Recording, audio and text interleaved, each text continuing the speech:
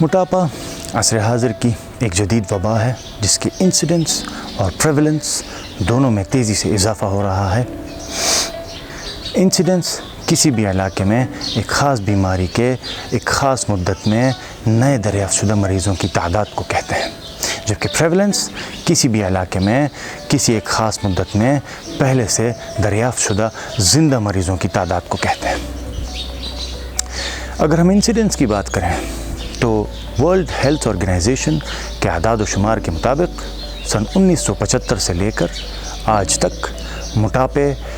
کے مریضوں کی تعداد میں 3 گنا اضافہ ہو چکا ہے۔ ورلڈ ہیلتھ آرگنائزیشن کے سن 2016 کے اعداد و شمار کے مطابق دنیا میں 2 ارب لوگ اوور ویٹ ہیں، یعنی کہ ان کا BMI 25 سے زیادہ ہے، اور ان میں سے 65 کروڑ لوگ اوبیس ہیں، یعنی کہ ان کا BMI 30 سے زیادہ ہے۔ BMI کی بنیاد پر اوبیسٹی یعنی موٹاپے کی کلاسیفیکیشن جو کی گئی ہے اس کے بارے میں نے ایک ویڈیو بنائی ہے، اس کے لنک کے لیے ڈسکرپشن دیکھیے۔ اگر ہم انہی اعداد کو فیصد کے تناسب میں دیکھیں تو دنیا کی آبادی کے 39% مرد اوور ویٹ ہیں، جبکہ 40% خواتین اوور ویٹ ہیں، جبکہ 11% مرد اوبیس ہیں۔ سن 1997 میں ورلڈ ہیلتھ آرگنائزیشن نے موٹاپے کو ایک گلوبل ایپیڈیمک کا درجہ دیا ہے۔ ان کے اندازوں کے مطابق اس کی شرح میں تیزی سے اضافہ ہو رہا ہے، اور ان کے اندازوں کے مطابق امریکہ میں سن 2030 تک موٹاپے کی شرح 47% تک بڑھے گی، جبکہ انگلینڈ میں 35% تک اور میکسیکو میں تقریباً 39% تک، اور اسی طرح دوسرے ممالک میں بھی صرف بڑھنے کا رجحان ہے۔ صورتحال یہ ہے کہ اس وقت دنیا کی آبادی کا بڑا حصہ ان ملکوں میں، ان علاقوں میں رہتا ہے جہاں اوبیسٹی موجود ہے، اور یہ سمجھا جاتا ہے کہ ساری دنیا سوائے سب سہارن ڈیزرٹ کے اوبیسٹی کا شکار ہے۔ ایک اندازے کے مطابق خوراک کی قلت اور اس کی وجہ سے ہونے والی بیماریاں اور اموات کہیں کم ہیں بمقابلہ ان بیماریوں اور اموات کے جو کہ موٹاپے کی وجہ سے ہو رہی ہیں۔ سن 2019 میں دی لینسٹ کمیشن آن اوبیسٹی، جو کہ نیوزی لینڈ کی آکلینڈ یونیورسٹی،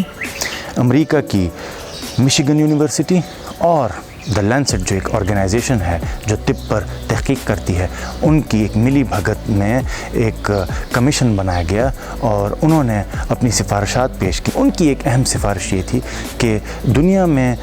خوراک سازی کی صنعت کو تمام ممالک کی پالیسی سازی پر اثر انداز نہ ہونے دیا جائے۔ ایسی ہی کچھ سفارشات کچھ برس قبل تمباکو نوشی کے بارے میں ایک کمیشن نے پیش کی تھیں، جن میں سے ایک اہم شق یہ تھی کہ کسی طرح کی بھی اشتہار بازی کی، تمباکو نوشی کی اشتہار بازی کی اجازت نہ ہو، اور ٹی وی ڈراموں، فلموں وغیرہ میں تمباکو نوشی کی حوصلہ شکنی کی جائے وغیرہ وغیرہ، جس کا خاطر خواہ نتیجہ نکلا۔ اسی کمیشن کے اعداد و شمار کے مطابق دنیا کی GDP کا 2.8% حصہ موٹاپے پہ خرچ ہوتا ہے، جو کہ تقریباً 2 ٹریلین امریکی ڈالر بنتا ہے۔ دنیا بھر کی بیمہ ساز کمپنیوں نے موٹاپے اور اس کی وجہ سے ہونے والے امراض پر خرچ ہونے والی رقوم کو یا محدود کر دیا ہے، یا پھر وہ یہ کرتے ہیں کہ اگر آپ کا BMI ایک خاص حد سے بڑھ چکا ہے تو وہ آپ کو بیمہ فراہم کرنے سے، صحت کے بارے میں بیمہ فراہم کرنے سے سراسر انکار کر دیتے ہیں۔ دنیا بھر کی جہاز سازی اور ہوا بازی کی صنعت کو اس بات کی شکایت ہے کہ مسافروں کا وزن مسلسل بڑھ رہا ہے۔ سن 2000 میں امریکی ہوا بازی جہاز سازی کی صنعت نے $27.5 کروڑ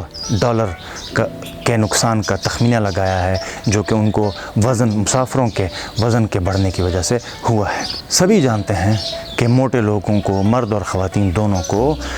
نوکری حاصل کرنے میں شدید مشکلات کا سامنا رہتا ہے، کیونکہ ان کو سست اور کم افیکٹو سمجھا جاتا ہے، جو کہ کسی حد تک درست بھی ہو سکتا ہے۔ ہسپتالوں پر اور صحت کے شعبے پر ایک مسلسل دباؤ ہے کہ وہ اپنے ہاسپٹل بیڈز اور اسٹریچرز اور آپریشن ٹیبلز کی لمبائی چوڑائی اور ان کے وزن کی حدود کو بڑھائیں، کیونکہ مریضوں کے وزن میں مسلسل اضافہ ہو رہا ہے۔ سن 2019 میں یورپی عدالت برائے انصاف کے ایک فیصلے کے مطابق موٹاپے کو معذوری کا درجہ دیا گیا ہے اور موٹاپے کی وجہ سے کسی کو بھی نوکری سے برخاست کرنے کو امتیازی سلوک کا درجہ دیا گیا ہے۔ شماریات یعنی اسٹیٹسٹکس کچھ لوگوں کو بہت بور کر دیتے ہیں، لیکن یہ کسی بھی مسئلے کی اہمیت اور شدت کو سمجھنے کے لیے بہت ضروری ہیں۔ موٹاپے کے بارے میں مستقبل میں کچھ اور ویڈیوز بھی بناؤں گا۔ آج کے لیے بس اتنا ہی۔ میری ویڈیو دیکھنے اور سننے کے لیے بہت بہت شکریہ۔